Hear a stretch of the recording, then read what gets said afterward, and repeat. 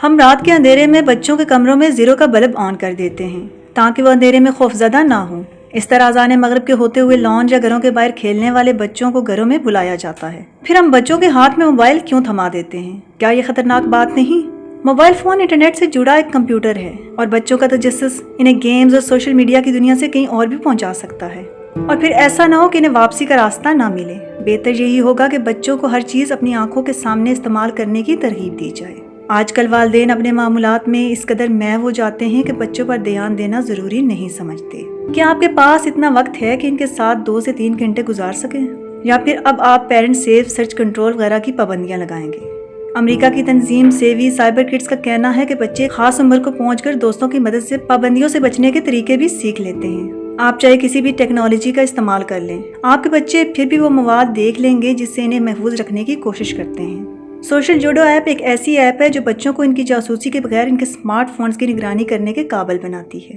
اگر یہ اپلیکیشن ایک بچے کو خود پر کسی قسم کے تشدد، تیز رفتاری سے گاڑی چلانے، منشیات فروشوں سے بدتر صورتحال سے بچاتی ہے تو پھر ہم کامیاب ہو سکتے ہیں۔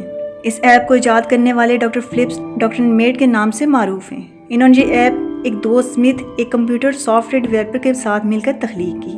دیگر کہیں تکنیکی درجے کی ایپس کے برعکس سوشل جوڈو کی ٹیکنالوجی بہتر ہے۔ جب بچے کے اسمارٹ فونز پر دونس، بدکاری، خودکش کھیلوں، غیر متعلقہ الفاظ، جملے، ویڈیوز آئیں تو والدین کو اپنے اسمارٹ فونز، کمپیوٹر یا لیپ ٹاپ پر ایک الرٹ موصول ہوگا۔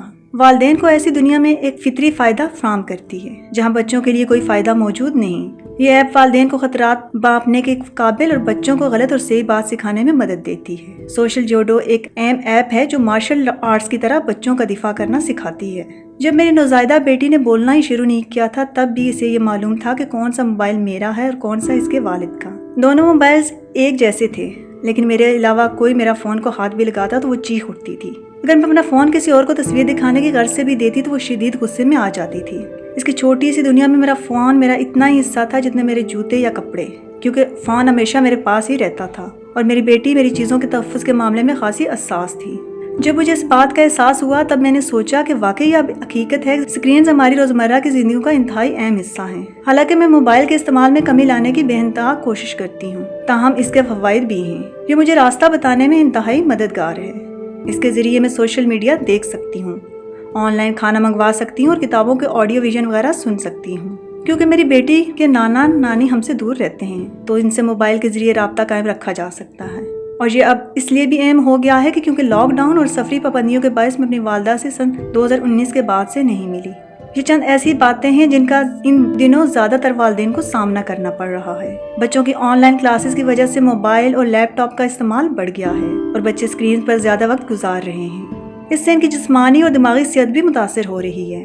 انڈین دارالحکومت دہلی کی رہائشی شرمیلا کی بیٹی آیوشی 6ٹھی جماعت میں پڑھ رہی ہیں۔ آن لائن کلاسز شروع ہونے کے بعد ان کی بیٹی صبح 9 بجے سے شام 5 بجے تک لیپ ٹاپ پر بیٹھی رہتی تھی۔ اس کی وجہ سے آیوشی کے کندھے، پیٹھ اور آنکھوں میں تکلیف ہونے لگی ہے۔ شرمیلا کہتی ہیں جس فون اور لیپ ٹاپ پر ہم بچوں کو روکتے تھے اب انہیں خود ہی دینا پڑ رہا ہے۔ میری بیٹی کی 3 یا 4 کلاسز ہیں۔ وہ کلاس کے دوران کرسی پر بیٹھ جاتی تھی، اس کے بعد بستر پر لیٹ کر یا بیٹھ کر وہ لیپ ٹاپ چلاتی ہے۔ جب کلاس ختم ہو جاتی ہے تو لیپ ٹاپ پر ہی کچھ دیکھنے لگ جاتی ہے۔ اس سے میری بیٹی کی کمر، کندھوں اور آنکھوں میں درد اور تھکاوٹ رہنے لگی تھی۔ پھر مجھے اس کے معمول میں تبدیلی لانا پڑی۔ انسانی وسائل اور ترقی HRD کی وزارت نے بچوں پر ڈیجیٹل پڑھائی کے جسمانی اور ذہنی اثرات کو دیکھتے ہوئے پراگتا نامی ڈیجیٹل تعلیم سے ہدایت جاری کی ہیں۔ اس میں آن لائن کلاسز کی تعداد اور وقت کو محدود کرنے کی تجاویز ہے۔ پری پرائمری والدین کے ساتھ بات چیت اور رہنمائی کے لیے 30 منٹ کا سیشن، 1 سے 8ویں جماعت ہر دن 30 سے 45 منٹ کی 2 کلاسز، 9ویں سے 12ویں ہر دن 30 سے 45 منٹ کی 4 کلاسز۔ اس میں بچوں کے لیے جسمانی سرگرمی اور انٹرنیٹ کے استعمال سے متعلق مشورے بھی دیے گئے ہیں۔ نیز ان نئے آلات میں والدین کے لیے ایڈجسٹ کرنے کے طریقے بھی تجاویز کیے گئے ہیں۔ وقتاً فوقتاً وقفہ لینے، آف لائن گیمز کھیلنے اور والدین کی نگرانی میں کلاس لینے کی تجاویز دی گئی ہیں۔ بچوں کے اسکرین ٹائم میں اضافے کے بارے میں تشویش کا اظہار پہلے بھی کیا گیا ہے، لیکن اب وزارت کی ہدایت کے سبب اس پر بحث میں اضافہ ہوا ہے۔ ایسی صورتحال میں ہم جانتے ہیں کہ اسکرین ٹائم کو محدود کرنا کیوں ضروری ہے اور آن لائن کلاسز کے دوران کون سی دوسری چیزوں کو ذہن میں رکھنا چاہیے۔